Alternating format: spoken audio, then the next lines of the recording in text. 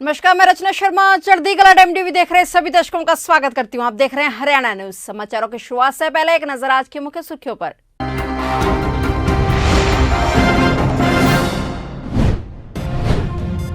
दिल्ली में भाजपा की राष्ट्रीय कार्यकारिणी की बुलाई गई बैठक। मुख्यमंत्री मनोहर लाल सहित कई नेताओं ने वर्चुअली लिया हिस्सा।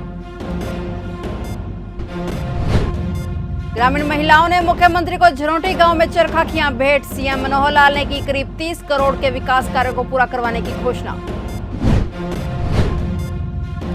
कल 8 नवंबर से छठ महापर्व का आगाज। 11 नवंबर को सूर्य को अर्घ्य देकर होगा महापर्व का समापन।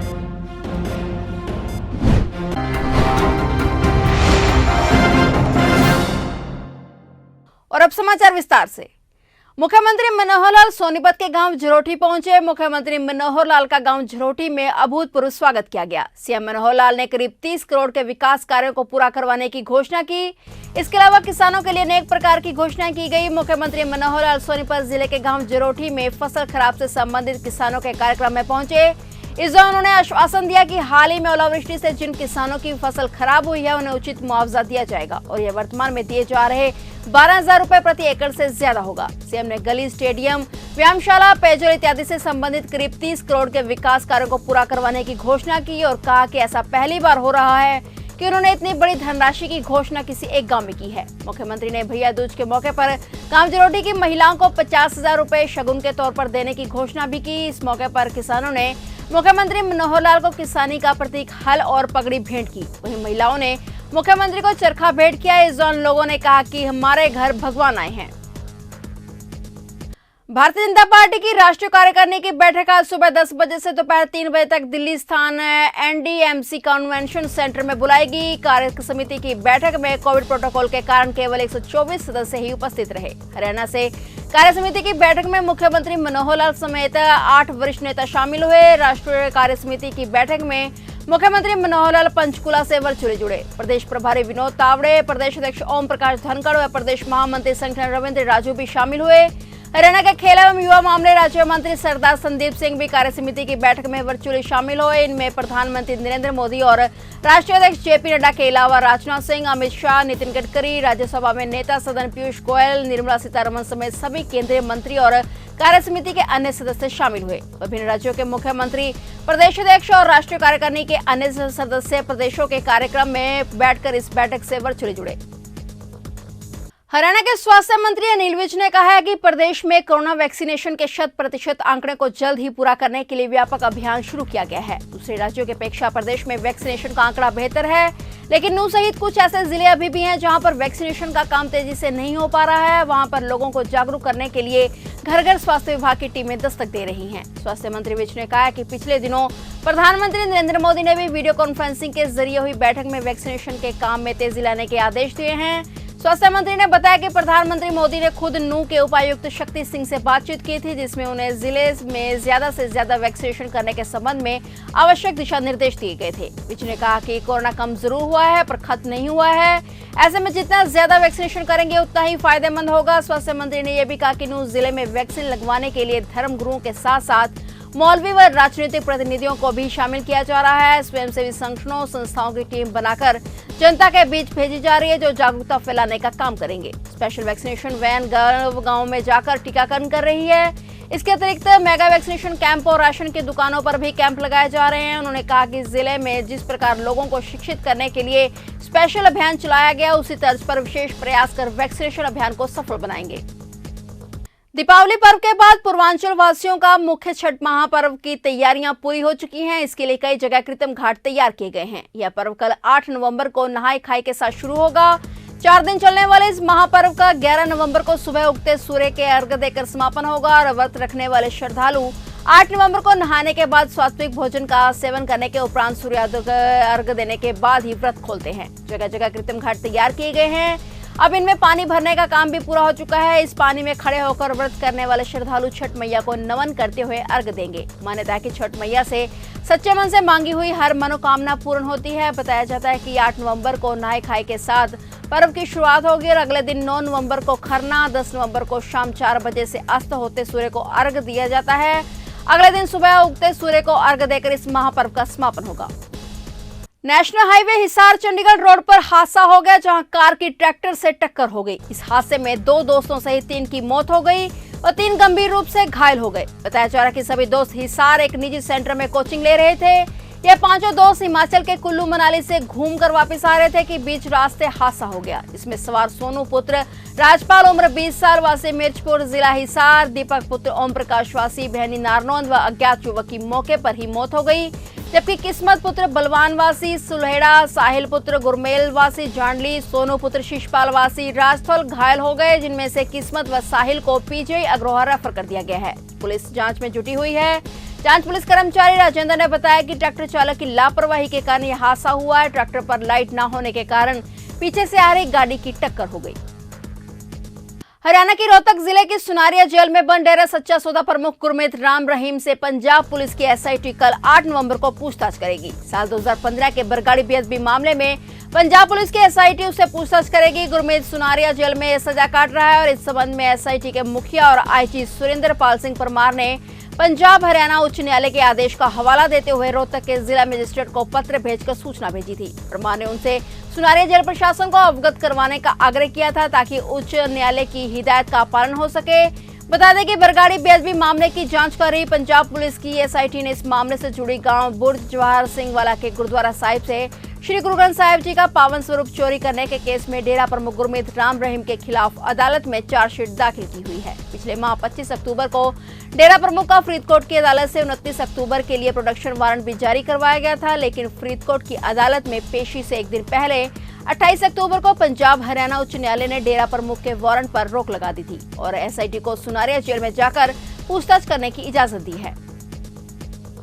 बल्लभगढ़ में प्रदूषण विकराल रूप धारण करता जा रहा है। गांव हो या शहर, नेशनल हाईवे हो या रेलवे लाइन, सभी जगह प्रदूषण का कहर देखने को मिल रहा है। डॉक्टरों की माने तो प्रदूषण के कारण लोगों के नेत्रों में ज्यादा परेशानी देखने को मिल रही है। रेलवे लाइन पर धुंध के कारण ट्रेनों के संचालन में भी काफी दिक्कत का सामना करना पड़ रहा है। इस पोल्यूशन को देखते हुए सरकार और एनजीटी खासतौर पर बच्चों की सुरक्षा को लेकर बेहद गंभीर है। आम लोगों की माने तो प्रदूषण रूपी स्मॉग अब आसमान में छा चुका है और आम जनमानस के लिए विकराल रूप धारण कर चुका है। स्मॉग के कारण आंखों में जलन हो रही है और लोगों को सांस लेने में दिक्कत महसूस हो रही है।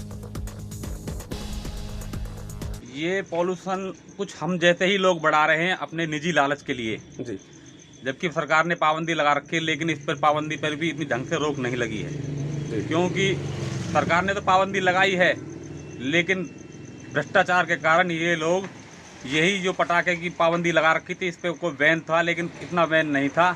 लोग ले दे के पुलिस वाले आ रहे हैं, उनको पता है पटाखे बिक रहे हैं, वो पैसे लेके जा रहे हैं और पटाखे धड़ल्ले से बिक रहे हैं। आज से 4 दिन पहले पॉल्यूशन बहुत कम था, आज की डेट में पॉल्यूशन बहुत ज़्यादा है। तो क्या कहेंगे किस प्रकार दिक्कतें बुजुर्ग और बच्चों को इस बार देखी जा रही है? इससे बुजुर्ग और बच्चों को दिक्कत काफ़ी देखी जा रही है। बच्चों को सांस लेने में दिक्कत आ रही है और पॉल्यूशन के कारण बच्चे बीमार हो रहे हैं। बच्चों को पहले ये मास्क लगा रखा है, इससे कुछ ज़्यादा बेनिफिट मिल रहा है, वरना और ज़्यादा पॉल्यूशन है, इससे सांस लेने में काफ़ी दिक्कत है। तो बल्लभगढ़ शहर की बात करें तो पूरे पे धुंध की चादर छाई हुई है। हाँ जी, ये धुंध की चादर छाई पड़ी है, ये पॉल्यूशन का ही कारण है, ये आतिशबाजी के कारण है। तो ऑक्सीजन की भी काफ़ी परेशानी है। हाँ जी, ऑक्सीजन की काफ़ी परेशानी है, सांस लेने में काफ़ी दिक्कत है लोगों को। तो सरकार को क्या कदम उठाने चाहिए कि जो सरकार को ये पाबंदी तो लगाई गई, लेकिन पर इस पे ढंग से रोक नहीं लगाई गई। करनाल में 2 दिन पहले हुए महिला के ब्लाइंड मर्डर की गुत्थी को सुलझाते हुए पुलिस ने एक आरोपी को गिरफ्तार किया है। दरअसल दीपावली के दिन उत्तम नगर स्थित निर्माणाधीन मकान में एक महिला का शव संदिग्ध परिस्थितियों में मिला था। मृतका की पहचान एसपी कॉलोनी निवासी बबली के रूप में हुई थी और महिला के शव के पास रस्सी भी मिली थी। इसके चलते इस मामले में हत्या की आशंका जताई जा रही थी। सेक्टर 32 और 33 थाना निरीक्षक गुरविंदर सिंह ने बताया कि आरोपी राजेश उर्फ काला को महिला की हत्या करने के आरोप में शेखपुरा रोड से गिरफ्तार किया गया है। आरोपी राजेश उत्तम नगर में किराए के मकान में रह रहा था, जो मूल रूप से उत्तर प्रदेश के सहारनपुर जिले का रहने वाला है। आरोपी पर की गई प्रारंभिक पूछताछ में खुलासा हुआ है कि आरोपी ने महिला की हत्या किसी मामूली बात को लेकर कहासुनी होने के चलते रस्सी से गला दबाकर की थी। पुलिस के अनुसार आरोपी को अदालत में पेश कर रिमांड हासिल किया जाएगा और गहनता से पूछताछ की जाएगी। एक्चुअली मैम, जो हमें 4 तारीख को एक हमारे थाना में मर्डर का केस दर्ज हुआ था जिसमें महिला की हत्या की गई थी। तो शुरुआती तौर पर तो वो अननोन के खिलाफ ही उनके परिजन ने मामला दर्ज करवाया था, लेकिन उसमें हमें कुछ लीड मिली। परिवार वालों ने कुछ हमें डाउट क्रिएट किया किसी पर्टिकुलर आदमी के ऊपर, तो जैसे हमने उस विषय में इन्वेस्टिगेशन या उसके बारे में इन्वेस्टिगेशन शुरू की तो हमने अपनी इन्वेस्टिगेशन में ज्वाइन किया तो उसने इस मामले के बारे में कन्फेस किया है कि भी उसने इस लेडी का मर्डर किया है। क्या नाम है आरोपी? सर राजेश कुमार है आरोपी का नाम। सर कहाँ रहता है, क्या करता है? ये मेहनत मजदूरी काम करता है और बेसिकली ये यूपी का रहने वाला है। कहाँ का? आजकल ये इसमें उत्तम नगर करनाल में रहता है। तो क्या कुछ रंजिश थी इसकी महिला के साथ? जी इसका कुछ जो अभी तक इन्वेस्टिगेशन में आया है, फ़ोन पे भी उस महिला से कोई कुछ टाइम बातचीत भी हुई थी और जिस दिन उनको हत्या की गई है उस दिन भी ये उनको अचानक कहीं रास्ते में मिल गए थे तो उनको गुमराह करके किसी खाली मकान की तरफ ले जाया गया और किसी रंजिश के वजह से और इन्होंने उसकी गला सर, आरोपी का मकान मालिक से कोई कनेक्शन है जिनका वो मकान बन रहा था? नहीं मैम, उनका कोई कनेक्शन नहीं। कुछ बरामद हुआ सर इससे? जी अभी इन्वेस्टिगेशन जारी है। सर इसका मानसिक संतुलन ठीक है? हाँ जी, मानसिक संतुलन। मर्डर कैसे किया सर इसने? इसने आरोपी ने कोई रस्सीनुमा चीज से और इसका गला घोटकर उससे मर्डर किया। रिमांड पर लिया जाएगा सर? हाँ जी, अभी पेश करके हम पुलिस रिमांड आगे इन्वेस्टिगेशन करेंगे। हरियाणा के कलायत में चोरियों का सिलसिला रुकने का नाम नहीं ले रहा। कल भाई दूज के अवसर पर भी चोरों ने खाली पड़े मकान को अपना निशाना बनाया और लाखों रुपए कैश और जेवर लेकर रफू चक्कर हो गए। कलायत थाने से कुछ ही दूर स्थित मेघनाथ जांगड़ के मकान में चोर एक खिड़की की जाली काटकर रोशनदान से होते हुए दाखिल हुए और रात के अंधेरे में इस वारदात को अंजाम दे गए। मकान मालिक मेघनाथ जांगड़ा के अनुसार वे भाई दूज मनाने बेटी के घर गए हुए थे। पीछे से घर खाली होने का फायदा उठाकर चोरों ने बेखौफ इस चोरी को अंजाम दिया। उनके अनुसार चोर घर में रखे हुए 2.5 लाख रुपए और लाखों की कीमत वाले सोने और चांदी के गहने पर अपना हाथ साफ कर गए। चोरी का शिकार हुए मेघनाथ ने पुलिस से कार्रवाई करते हुए चोर का पता लगाने की अपील की ताकि बेलगाम हो चुके चोरों के मन में पुलिस का कुछ डर बन सके। ये सर एक सरदार जी पीछे मेरे बराबर में मकान बनाया लग रहा है, उसके गेट में से कूद के ऊपर को आए हैं और मेरी झांकी की जाली पैड़ के फिर यहाँ खाट पे कुर्सी लगा के रोशनदान पैड़ है उसके नीचे गए हैं। नीचे पेटी में मेरे 2.5 लाख रुपये कैश और 3 सोने के जेवर रखे थे, उन्होंने वो सारे उठाए हैं। नीचे 2 बेड है मेरे, एक बेड खरीदा, एक ऊपर रखे रखा है। मेरा कुछ भी नहीं छोड़ा जी, जेवरात पैसा कुछ भी नहीं छोड़ा। जो चोर है किस दरवाजे से या किस खिड़की से? ऊपर से। ऊपर से? हाँ ऊपर से झांकी की जाली पाड़ी है जी, फिर रोशनदान पड़ा है।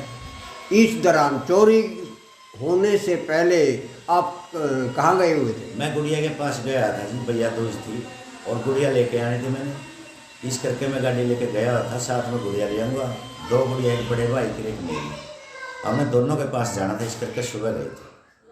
चोरी कितने मिले की? चोरी रात को ही है जी। क्या क्या उसमें थे जरा आप बताएं। मेरे 2.5 लाख रुपये कैश, 3 सोने के जेवर, 1 चांदी का था, ये चीज़ उठी। अब पुलिस प्रशासन से या प्रशासन से क्या चाहते हैं? प्रशासन से यही चाहते हैं चोरों को पकड़ो और मेरा सामान वापस करे और उनको दंड दो, आगे किसी और की चोरी ना करे। यमुनानगर पहुंचे इनेलो सुप्रीमो ओम प्रकाश चौटाला ने कहा कि समाज के सभी वर्ग वर्तमान सरकार से दुखी व परेशान हैं। वे सरकार से छुटकारा पाना चाहते हैं और इसके लिए तीसरा मोर्चा की जरूरत है। उन्होंने कहा कि वे देश के सभी समान विचारधारा वाले दलों से बातचीत करके तीसरे मोर्चे के गठन का प्रयास करेंगे।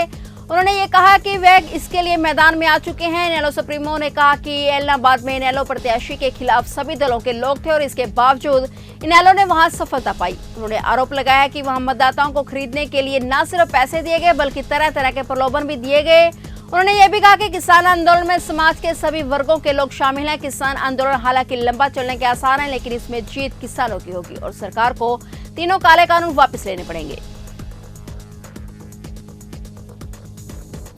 कुछ ऐसे लोगों ने सत्ता प्राप्ति के लिए हमारे उस माहौल को बिगाड़ने का काम किया, जात पात का जहर फैलाया। उन्हें तो शायद राज सत्ता में पहुंचने में तो सफलता मिल गई, लेकिन मुल्क का बहुत, इसलिए दुखी लोगों ने अब मन बनाया कि सरकार का अंत किया। इसके लिए मैं प्रयास करूंगा कि सभी लोगों से मिलकर के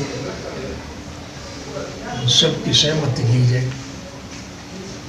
इस सब के लिए आपसे भी निवेदन करूँगा कि इस मामले में आप हमारा साथ लें। देश की हालत बहुत खराब है।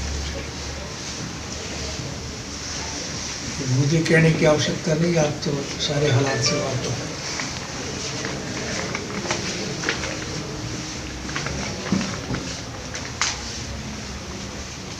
हमारे प्रदेश का अगर हम जिक्र करें तो 2005 में जब हमारी सरकार गई थी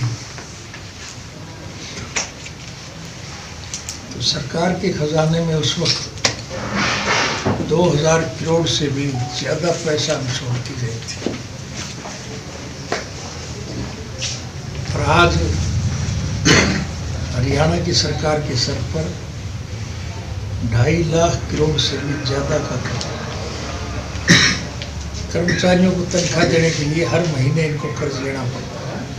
हरियाणा के हिसार जिले के नारनौल थाने में किसानों का धरना लगातार जारी है। भारतीय जनता पार्टी के राज्यसभा सांसद रामचंद्र झांगड़ा का विरोध करते हुए किसानों और पुलिस के बीच जमकर झड़प हुई थी। दरअसल एक कार्यक्रम में शामिल होने राज्यसभा सांसद नारनौल पहुंचे थे, लेकिन किसानों ने उन्हें काले झंडे दिखाते हुए उनकी गाड़ी पर लाठी डंडों से हमला किया था। इस मामले में कार्रवाई करते हुए पुलिस ने किसानों पर मुकदमा दर्ज करते हुए उन्हें गिरफ्तार भी कर लिया था। और इसके बाद किसानों की रिहाई की मांग को लेकर किसान बड़ी संख्या में इकट्ठे होकर नारनौल थाने में धरने पर बैठ गए, जिसके बाद गिरफ्तार किए गए किसानों को रिहा कर दिया गया। कल इस धरने में हुई पंचायत में प्रशासन को 8 नवंबर तक का अल्टीमेटम दिया गया है और इसी के साथ किसानों ने 8 नवंबर को हांसी पुलिस अधीक्षक के ऑफिस घेराव को लेकर भी योजना बनाई हुई है। किसान नेताओं ने किसानों पर दर्ज हुए मुकदमे वापस लेने, सांसद पर मुकदमा दर्ज करने की मांगों को दोहराते हुए एसपी कार्यालय का घेराव करने का फैसला लिया है।